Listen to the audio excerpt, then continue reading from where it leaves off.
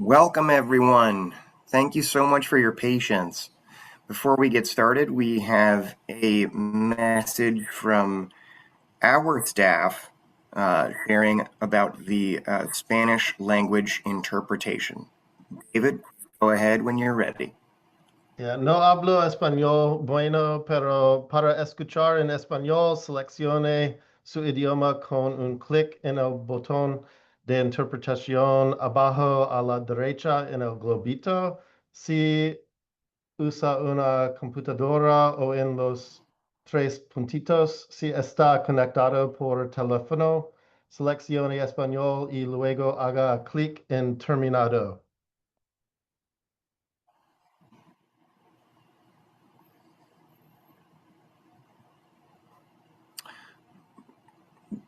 Thank you so much, David. Welcome to the North Carolina Council on Developmental Disabilities Self-Advocate Discussion Series. I am Chris Hendricks, Policy Education Coordinator for the Council. On behalf of the Council, thank you for being here. This discussion series is a place for North Carolina self-advocates to gather and engage with each other, to talk about things that affect our lives as people experiencing life with IDD and other disabilities. We want this time together used to get to know each other and to get to know the Council, where I and other individuals with IDD are leaders, colleagues, and valued for our input because we are who we are. People with disabilities should always be valued like that, and this discussion series will demonstrate why and how. First, let's go over some guidelines for a better experience. To maintain community, and distraction, to use direct chat for side conversations. Please do not put lengthy resource information in the chat to everyone. You can send a direct chat to myself or my colleague Melissa Schwartz if your resource info is longer than an email address or a website address. Just as a reminder, we'll be sending out a post-session email that's going to include the resources and opportunities that are discussed today, as well as the PowerPoint slides. And now for everyone's favorite start of our presentations, here are the jokes of the day. First, why do self-advocates love elevators? Any guesses?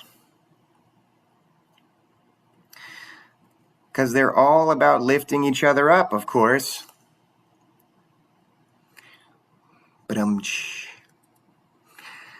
And now, for the next one, self-advocacy is a lot like Wi-Fi.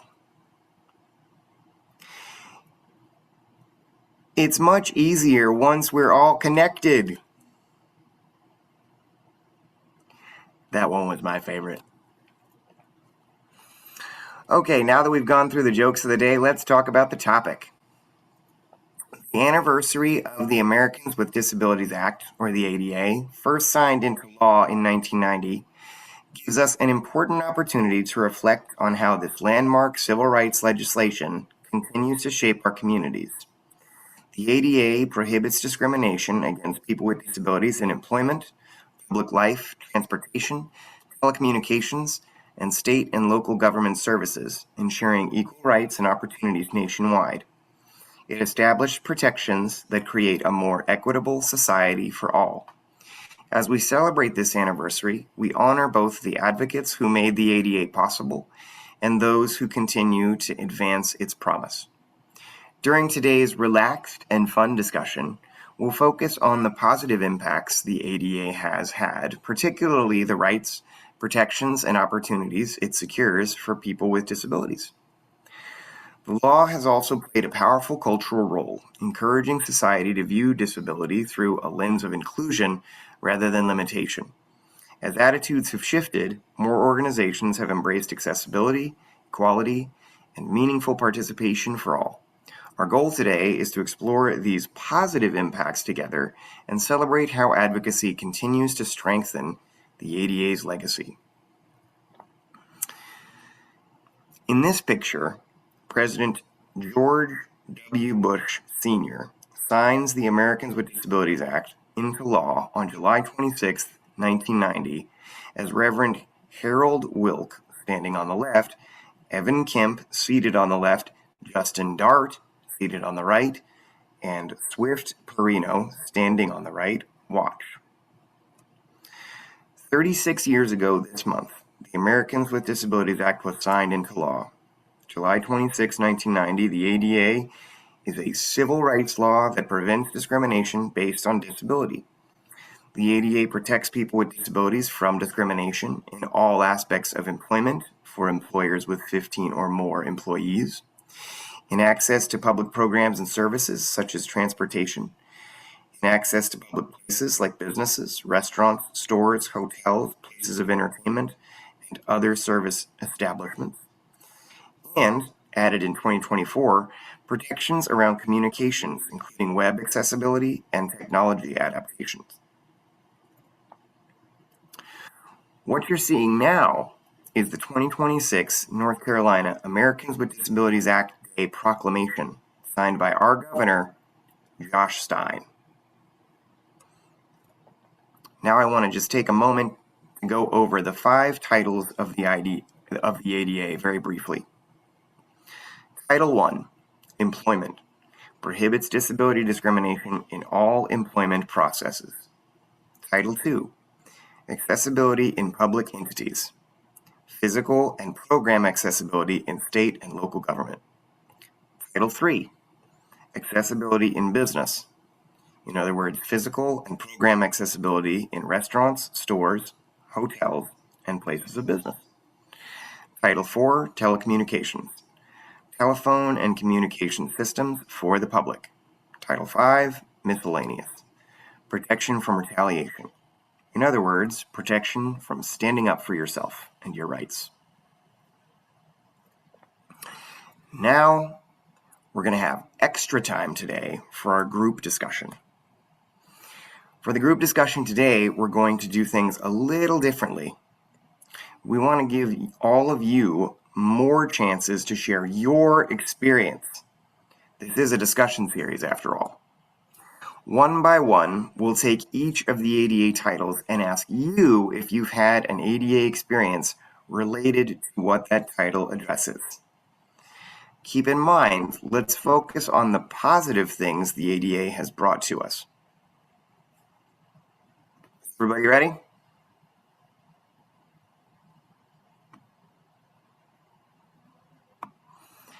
Title 1 makes sure people with disabilities are treated fairly at work and can get reasonable help, like schedule changes or accessible equipment, so they can do their jobs. Title 1 also requires employers to avoid discrimination when hiring or promoting people.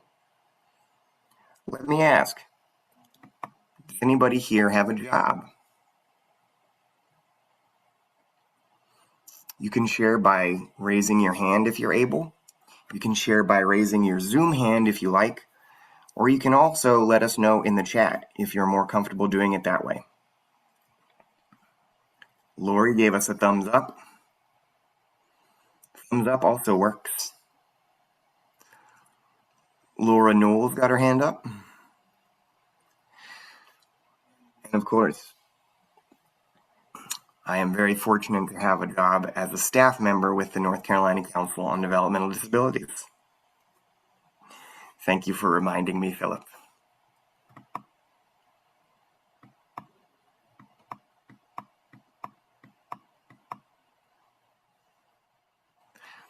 Brittany Ellis. Melissa, Melissa, go ahead.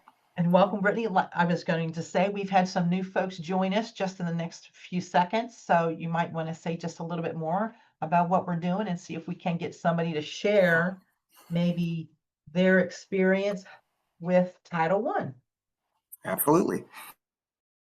So just to do a little bit of a brief repeat for those of you who are just joining us, we're going to do things a little bit differently today with the discussion.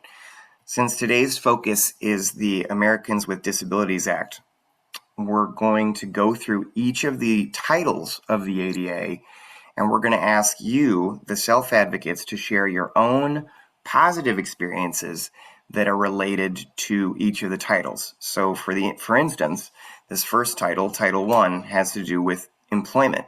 you have the right to do your job and have a job. So I asked, excuse me, does anyone here have a job?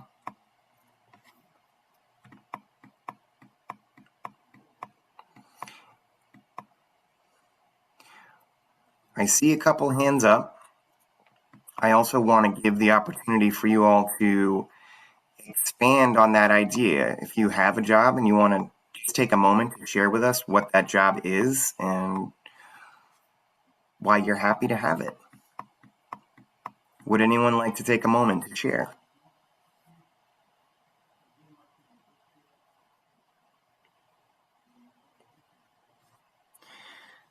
I will. A positive thing that I was involved in was the ALP program, and taught me a lot of skills to use for advocacy. And so I have completed that training and then have become a certified facilitator too. And I work now with First in Families of Central North Carolina. That is an awesome share, Tim. Thank you so much. Denise in the chat, by the way, said, not unless caring for my sick grandmother counts. Well, I'll tell you what, Denise, it counts for us. Laura Newell says, I did the ALP training as well. Laura, do you have your hand up because you'd like to expand on your job? Yeah, so I work at NRH. I've been here forever. But I know that before I got this job, I had problems getting and keeping a job. And I've, due to my disability, they didn't know, you know, they just didn't, I guess, really know how to help me. And they weren't very understanding. It's like some of the places I've worked at in the past, like Farmore, got really kind of. I kept telling them I'm not good at math. Don't put me on the cash register. And then when they did put me on the cash register, then they got mad because I wasn't giving the right amount of change back and accused me of stealing. I'm like, I told you I need a calculator and you've refused to give me one. So that would have been an accommodation. And, I think that would have been a reasonable accommodation. But instead of they doing that, they, let me go. So, but then they went out of business anyway because the president and vice president of the company embezzled money. So, the joke's on them. So, but here, since I work here at InReach, I have people here who that it's their job to provide services for people who have developmental disabilities. So they'd be like bending over backwards, like, how can we accommodate you? What can we do to make, you know, to make things easier for you? And, at first it was just something simple like just write down what you need me to do and not just tell me, because if you tell me, I'm going to forget and then I'm going to get in trouble because I forgot to do. You may tell me to do 5 things, I may only do 2 of those things if it's not written down. So that would be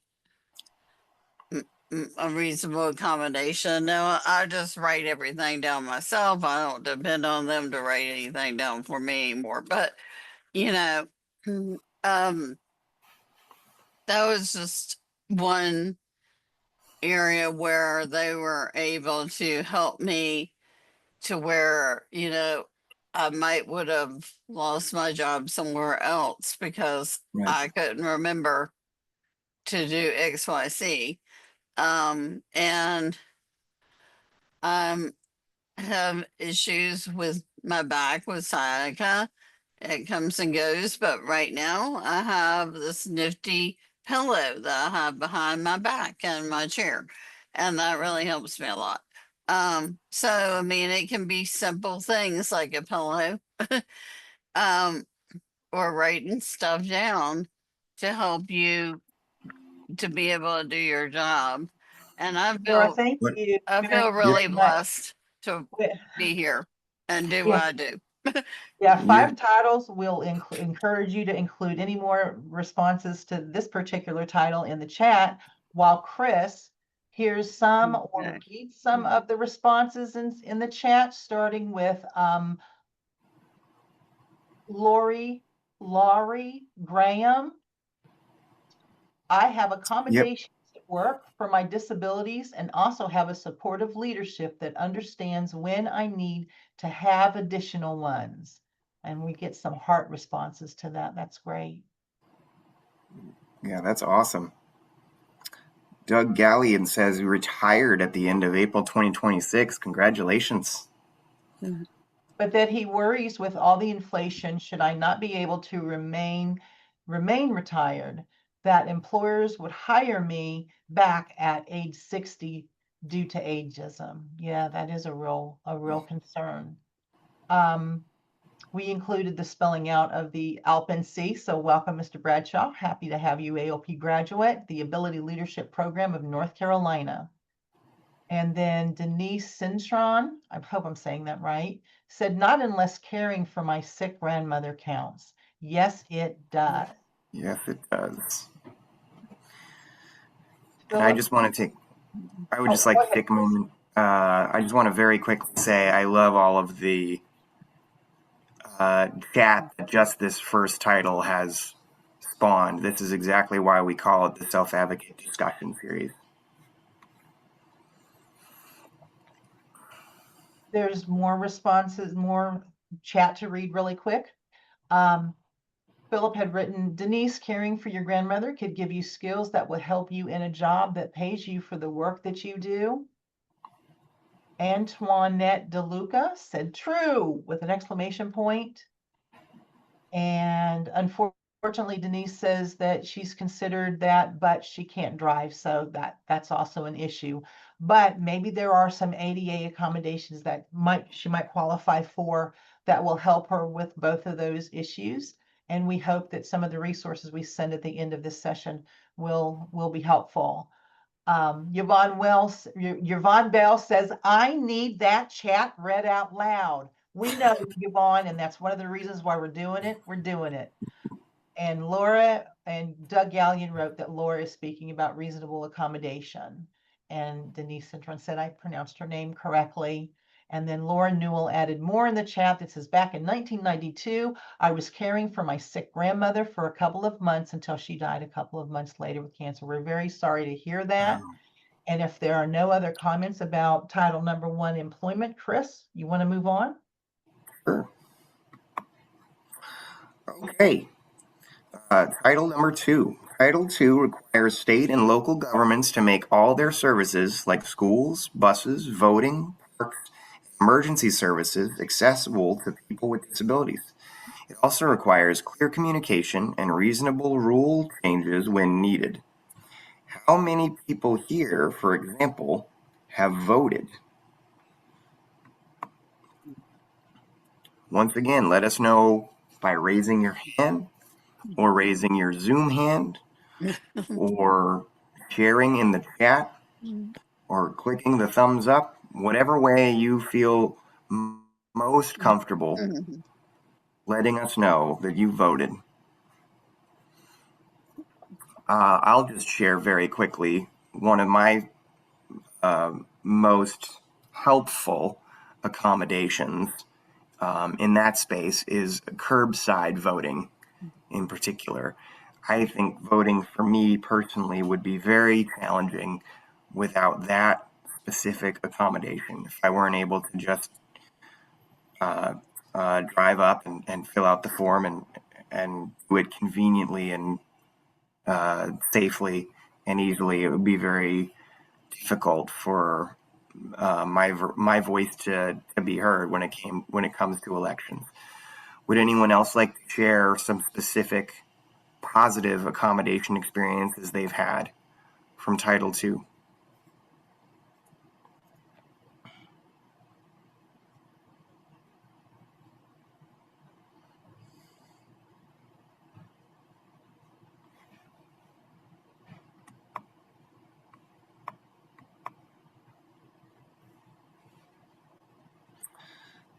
Denise in the chat says, I remember the last big election, there were people outside cheering loudly every time someone came, and it bothered me so badly that my dad asked them if they could do anything about it. They moved us to the front of the line. Wow.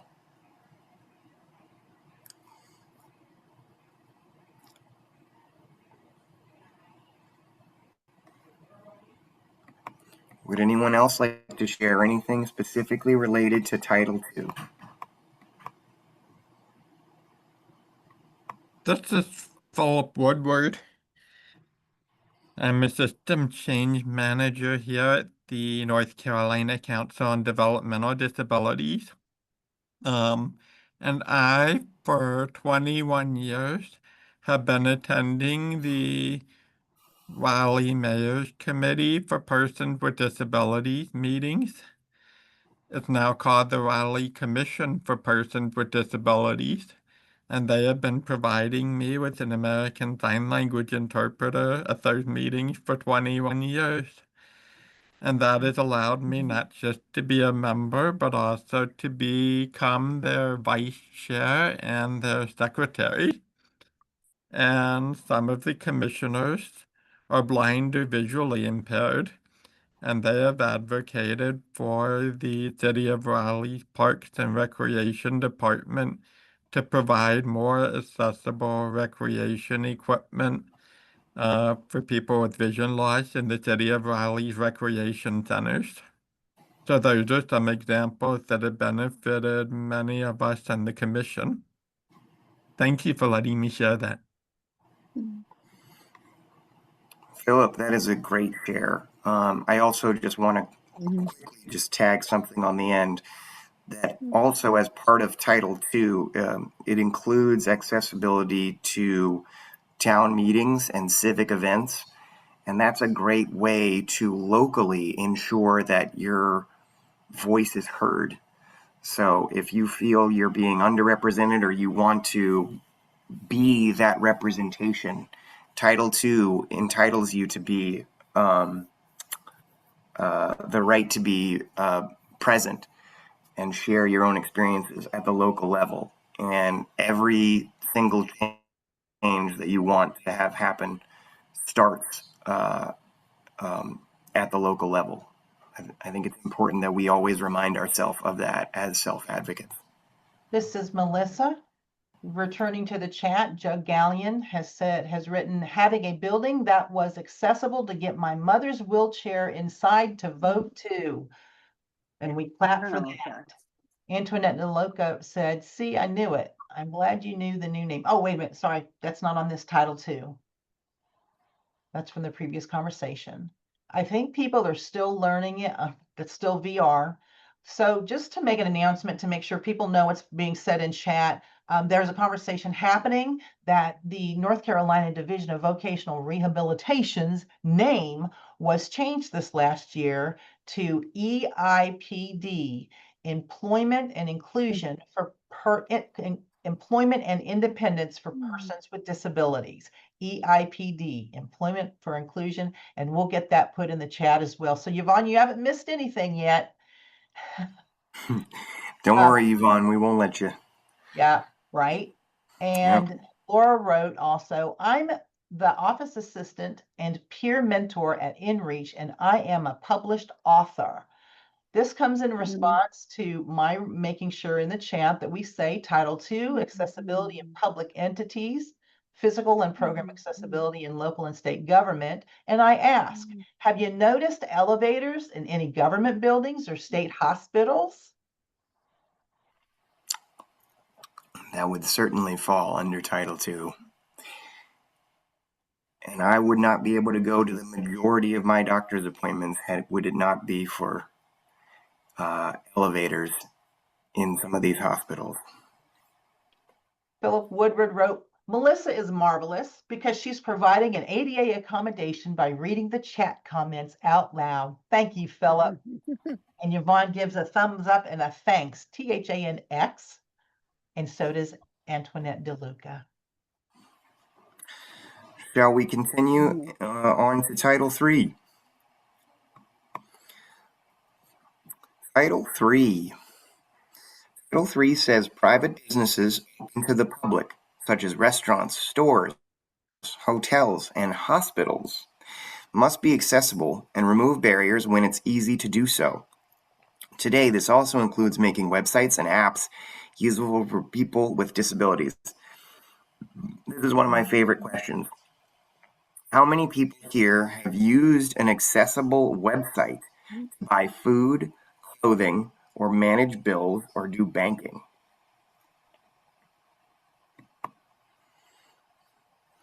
Again, feel free to raise your hand, raise your Zoom hand, or share in the chat.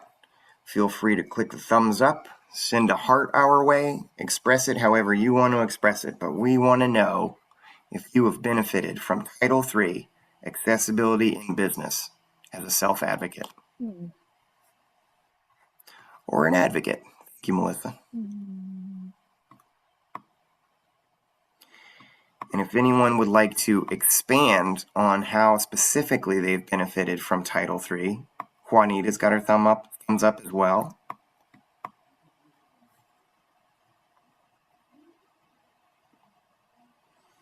I'm just keeping an eye on the chat. We talked about this before, but elevators, huge. Automatic doors have been really, really helpful for me in private businesses. Doug writes, large print due to vision problems, no small print. Large print, absolutely. Juanita says curb cuts. Laura Newell says, I pay bills online. I would certainly consider that an accommodation.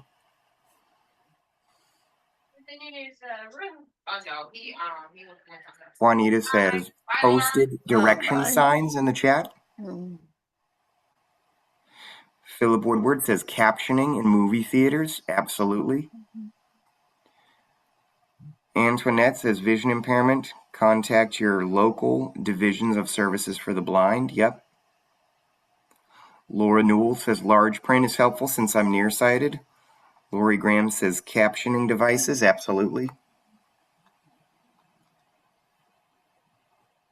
This is Melissa. Has anyone seen a Braille menu in a restaurant?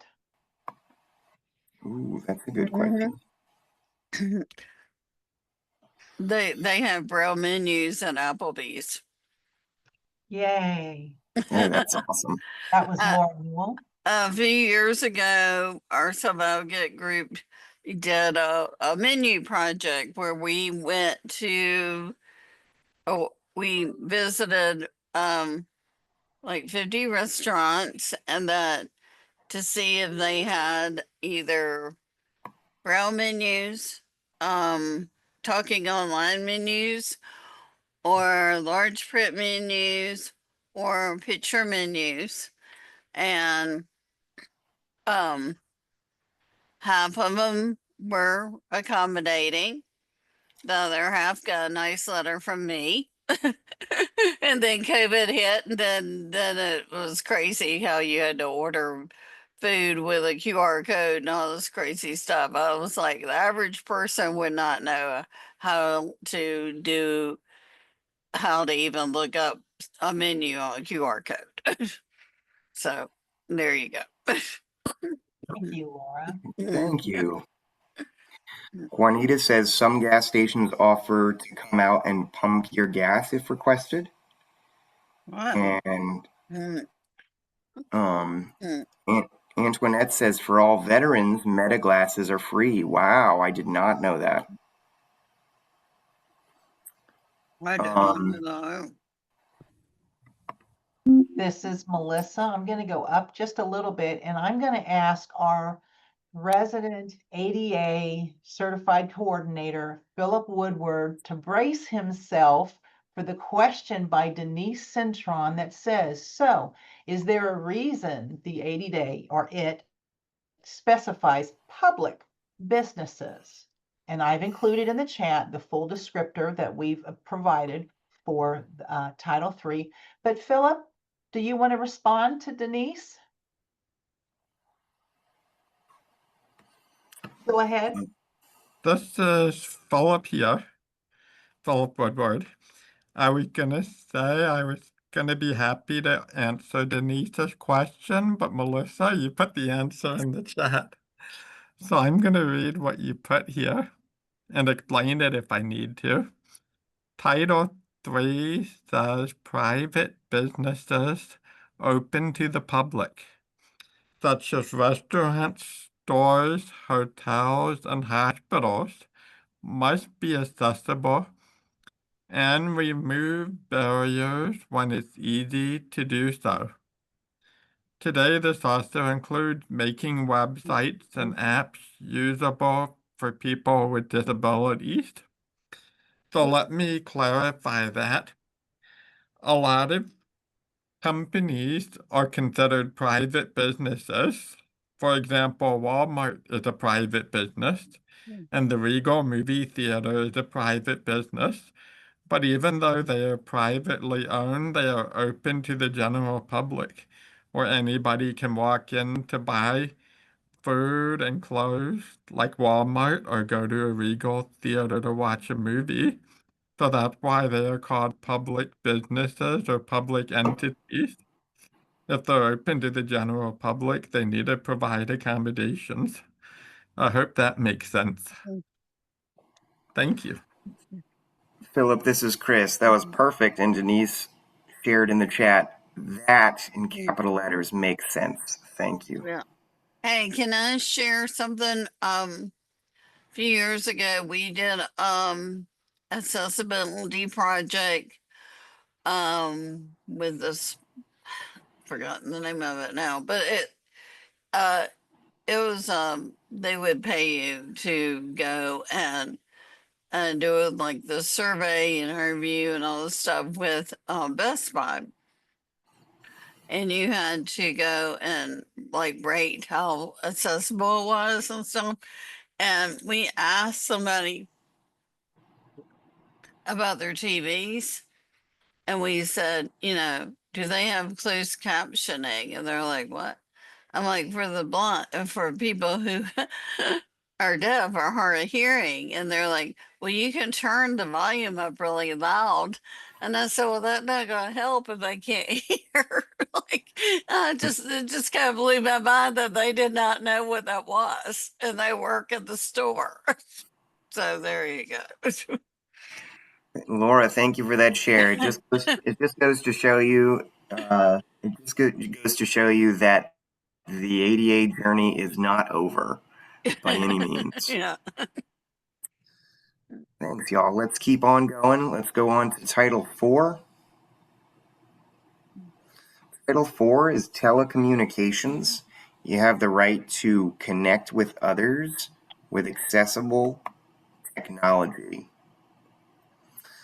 So Title 4 makes sure people with hearing or speech disabilities can communicate by phone or online using relay services like TTY, captioned phones, and video relay. Modern laws also update these rules so new technology like mobile devices and broadband stays accessible. How many people here use the internet on a computer or on their telephone? We're on it now. You should all let us know in some capacity, in whatever way you are comfortable with letting us know, that you are part of this, because guess what? If you didn't know, you're on the internet right now with us having this discussion series. And I cannot imagine a world in 2026 that did not make this possible for us to come together in this way. Would anyone like to expand on Title IV? Philip says, for instance, I use a video phone and a caption call phone in my office and a cell phone at home, and I have a caption call app on my smartphone. Tim Miles says, I do in multiple ways. Denise says, wait, you guys aren't in my room? I like that one. Antoinette says, me too. Yes, Denise, thank you. That's even better. Denise puts sarcasm in parentheses.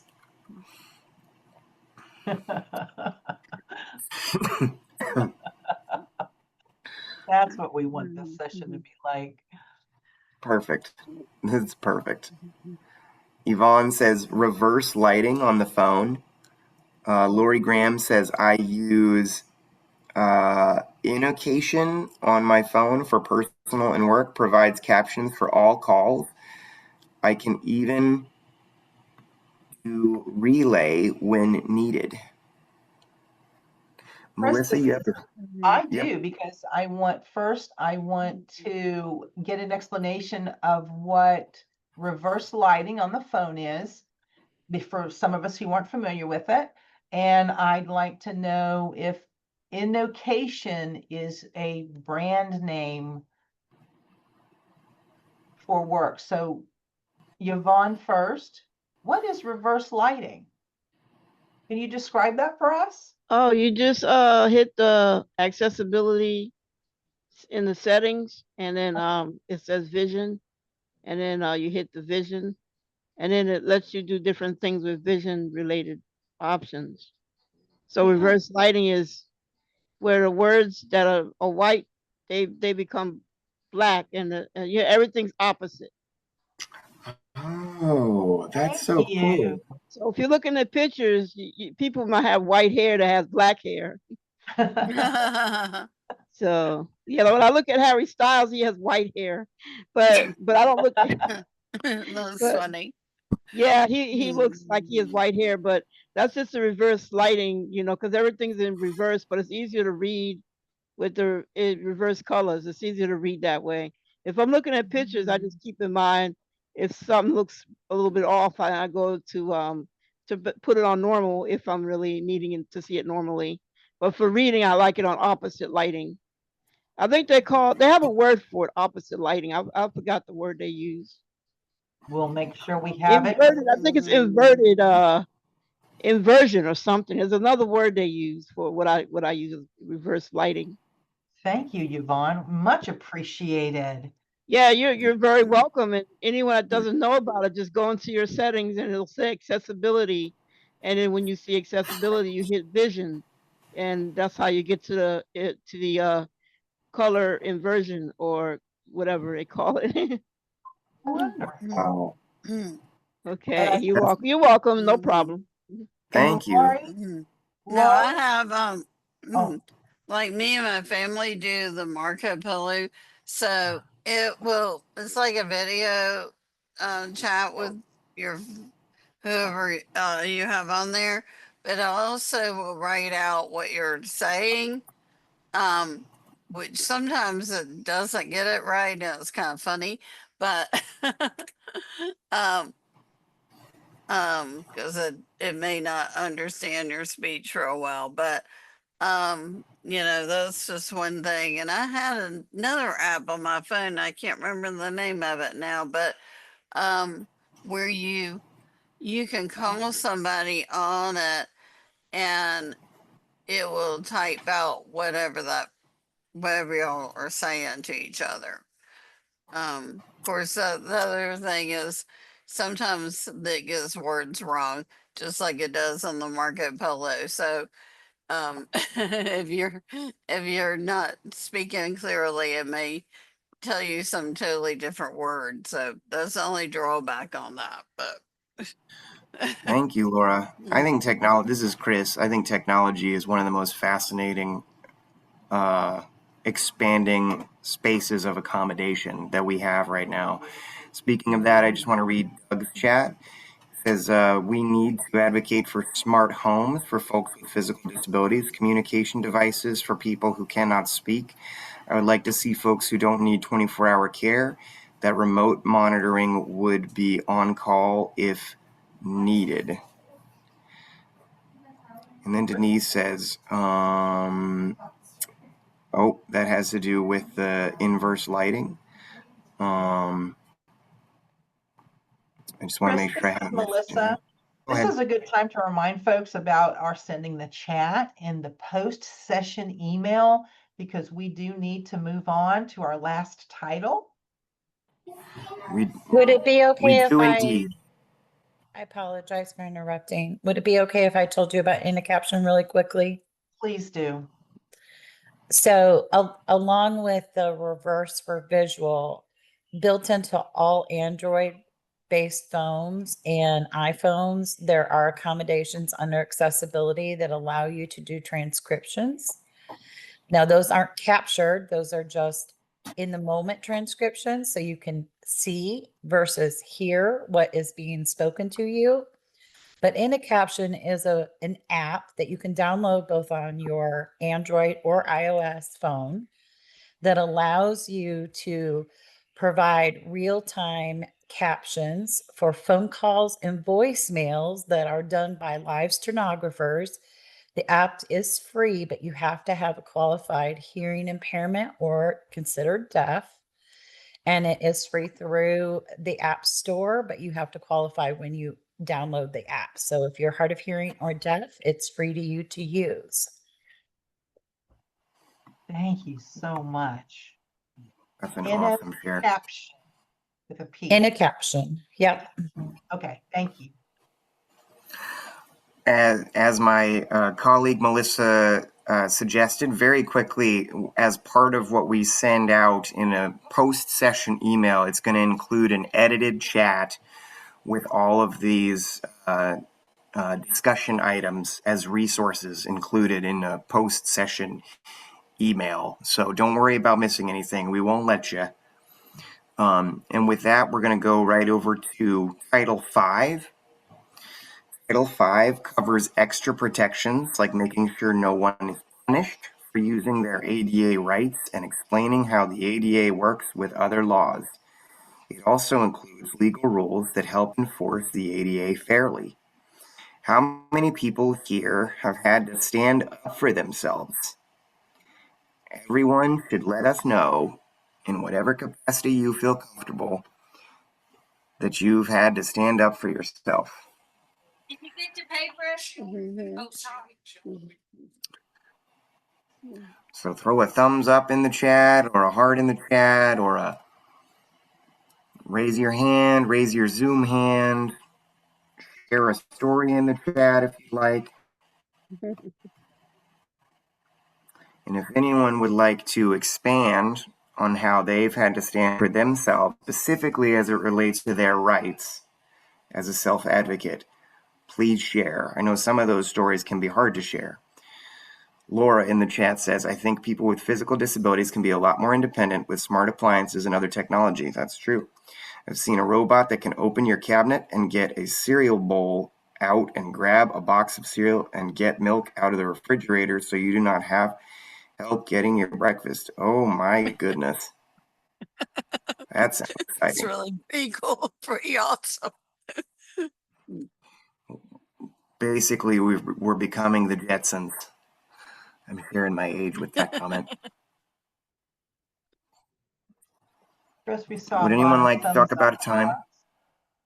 Oh, yeah. I'm sorry to interrupt. This is Melissa. I interrupted you. And we saw a lot of hearts and thumbs ups. And I think we saw some repeat offenders, Tim and Doug and Lori and Juanita and Philip. So if any one of you want to speak further on why you gave your heart or your thumbs up or your clap, we'd appreciate that. Just to help things out, I'll just read Tim's chat here. It says, standing up to local government about accessible pathways last year. That definitely falls under Title V. And that is Tim Miles and not Tim Bradshaw, because we have multiple Tims Thank today. you. Welcome, Tims. Welcome, Tims. Tim says I can say more. Please do. That's Tim Miles. Can everyone hear me? Can you hear me? I can hear you, Tim, but for me, you're a little muffled. Is that better? A little bit. Speak I'm It is a slowly little bit. and clearly. Sorry, I'll do as best I can. There's a major crosswalk near where I live, and it's brand new. And I don't know who's thinking it was.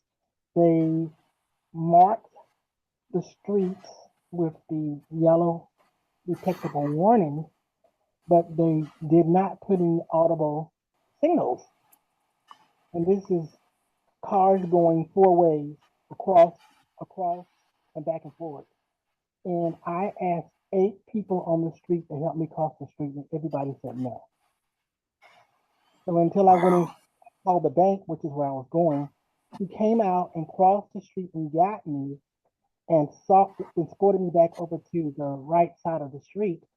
They firsthand saw the barriers that people were driving posed for those trying to cross the walk. So my advocacy was to go straight to the people in charge, town manager and mayors. Wow. I learned in that process that my city had an opportunity like Raleigh did to get some odd millions of dollars to make every crosswalk accessible with audible signals. I think my story that went into these officials may have moved them, but the rides on the town manager and the mayor to make that decision to put those signals in. I was overwhelmed that it happened, that nobody would help me, kind of like Mary and Joseph and No Room in the Inn. No one wanted to help me cross the street because I'm visually impaired and I don't necessarily always carry a cane. And I was asking for help from that point of view. And I was just shocked just last year, and considering where we are, just how insensitive people still are from not wanting to help you when there is an obvious problem versus those drivers who pull in front of the crosswalk and you can't cross unless you go into the ongoing traffic to get onto the other side. So I was glad I told people. I gathered support in other ways, but we right now are the true elements of the ADA. We as people with disabilities. Your one moment can change the history forever. And I know we can do this in North Carolina. Thank you. Everybody Thank you, together. Dr. Miles. We can Thank do you, that. Thank Dr. you. Miles. Really appreciate your feedback. We may have time to hear from one more person, Chris, before you wrap things up. To be honest, I think we only have time for me to read these chat shares, if that's okay. If I can simultaneously thank post you. the poll, just read the chats. Yeah. So while we're doing the poll, this is where we're going to get your feedback so that the council can do better, or the self-advocate discussion series can do better. If you have any opinion or suggestions to offer, now's your chance. And Melissa is going to share the poll while I read these chats. You should see some questions appear before you. I'm going to read them very quickly. I am a self-advocate or parent/family member or neither. I live in an urban area or big city or a rural area or small town. I think the self-advocacy discussion series is good, bad, or I don't know. I learn from the self-advocate discussion series always, sometimes, or never. And number 5, I use the Spanish language interpretation feature. And as you guys go through that, I'm going to just read. Laura said, several years ago, I advocated for a closer bus stop to where our old day support center was. It took 3 years, but they finally routed a bus and put a bus stop near there. And Juanita said, my local gym, which also houses the cardiac rehab program, said the schematics did not require accessible doors. The doors were heavy and hard to navigate. I know how that is. Fortunately, once they were fully open to the public, they had added the power doors. I apologize for my head slinking down like it is. Doug said, I worry about some professionals that will not provide services to people with Medicaid or Medicare or both due to rates. Tim Bradshaw says, I heard an individual from Greenville who wanted to attend court and had many obstacles, both physical and access related, that prevented them from being there. He became a major changer of policy in the court's compliance. That's awesome. And Dr. Miles, thank you. It says, read the slide out each time for those with visual disabilities. That's helpful. And Yvonne said, shorter chats needed. I think we had everyone answer the poll that we could. Is that fair to say, Melissa? I think so. Okay. Well, we thank you so much for your feedback. We really appreciate it. Lori Graham says we need additional technology programs that can note take and are HIPAA compliant. It has been hard finding an accommodation that will pass HIPAA compliance. That's true. And we're on to our resources. The first resources is the National ADA Network. The ADA National Network has an impact on 2.8 million people with disabilities, their families, employers, private businesses, and state and local government stakeholders each year. Next slide, please. Here's some 36th ADA anniversary resources. We just shared the ADA National Network. We have some specific links for what is the ADA and Region 4 specifically, which is the Southeast ADA Center that covers North Carolina. And ADA 36th Anniversary Events and Activities Calendar is also a link in there. Next slide, please. Next, we have our opportunities. We have an opportunity known as the Council Presents. July 25th is going to be all about the Americans with Disabilities Act anniversary. August, we're going to talk about Olmsted. And September, we're talking about Work Together in C. And it's every fourth Thursday of the month on Zoom, 1 p.m. Our next self-advocate discussion series is one of my favorite topics. August 19th is assistive technology. September 16th is preparation for National Disability Employment Awareness Month, or NDEAM. October 21st is a secret.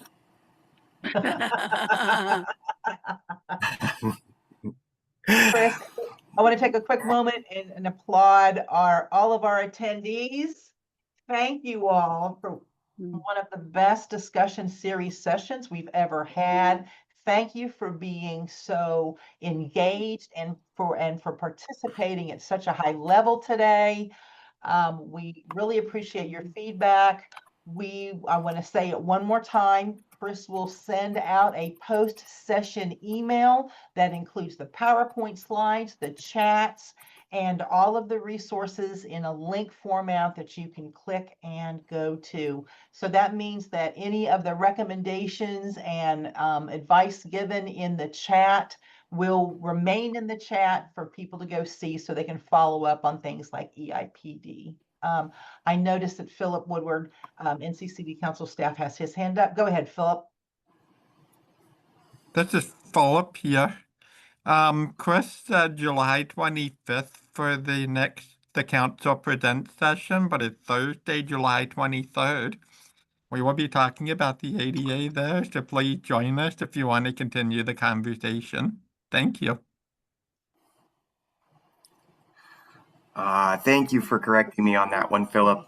And just to let you all know, there are some additional slides beyond this thank you slide. There's a picture of the Capitol Crawl, which is a famous moment in the disability rights movement. And then along with some disability rights advocacy, events that sort of acts as a timeline of the disability rights movement, if anyone is interested. Thank you all again so much for being here. Thank you to our interpreters. Thank you to our Spanish interpreters. Thank you to our ASL interpreters. Thank you to our captioners. Thank you to all staff that worked so hard behind the scenes to make this work. And above all, thank you so much to you advocates and above all, you self-advocates for being here and, as Melissa shared, making this one of the best self-advocacy discussions that we have had so far for this series. I hope that this is a sign of wonderful things to come as we continue to grow, and we look forward to you joining us in August as we learn about the new assistive technologies. Thank you all so much, and we will see you next month. Bye, everyone. Thank you again. Take care. See you next month.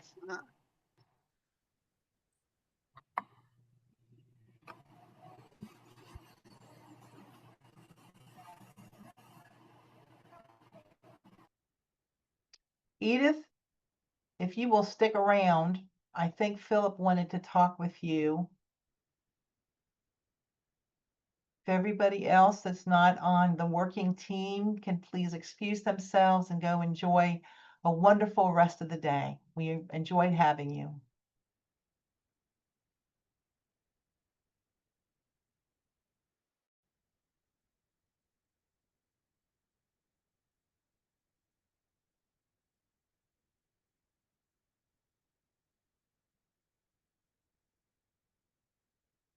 All right, this is Melissa. It should just be working team members. And is your name Edith or is it Emily? I really thought he said your name was Emily. All right, Ms. Crawford. Well, I'm going to very quickly encourage our working team members, the ASL interpreters, Ryan Pinion and Ernest, this is our debrief opportunity. Please share any feedback about the session that you would like to share before you disengage today.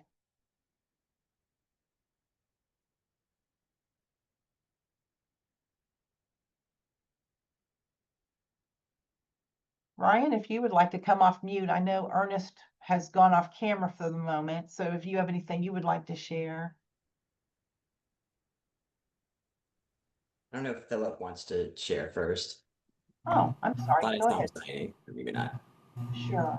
You But bet. I can share. Also, Edith's name is Ashley. Thank you, Ashley. Hi, Ashley. She said hello. Yeah, I don't really have any kind of new feedback. I thought today seemed smooth to me. Yeah, I mean, me and Ernest, we just switched out our spotlights ourselves. Seemed Great. fine, smooth. So yeah, no like new information. I don't know if Ernest has any other thoughts. Go ahead, Ernest. I agree. I think everything went smoothly. At one point, it seemed that maybe I didn't have enough lighting, and a participant told Philip, and then Philip told me. Okay. We got it worked out though. But yeah, aside from that, everything went smoothly. All right. We always appreciate hearing from you. Go ahead, Philip. This is Philip. I want to add to that. Yes, we had a participant named Antoinette DeLusa who messaged me around 12:46 and asked if I could see Ernest okay. She said the lighting for Ernest wasn't very good, particularly the bright spot to his left. But Ernest adjusted. I signed something to him and he adjusted while he was interpreting, and she said she could see better. So that worked.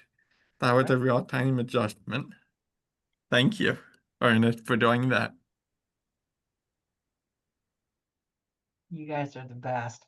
Now, Chris Hendricks had a hard stop at 2 o'clock, and I want to know, why are you hanging around at 6 minutes after 2 when you're supposed to be leaving and going and spending time with your family and be on vacation? So if you can hear me, I want to say, Chris, you were spectacular today. We can debrief later. say whatever you want, and then skedaddle. I just want to say thanks for being awesome. And you guys have a great rest of the day. All right, you too, Chris. We'll talk later. Okay. Take care. Bye-bye. This is Melissa. So Philip, would you like to do your real debrief for the overall session now? Oh, how about I turn off the... This is Philip. I'm glad that we had two ASL users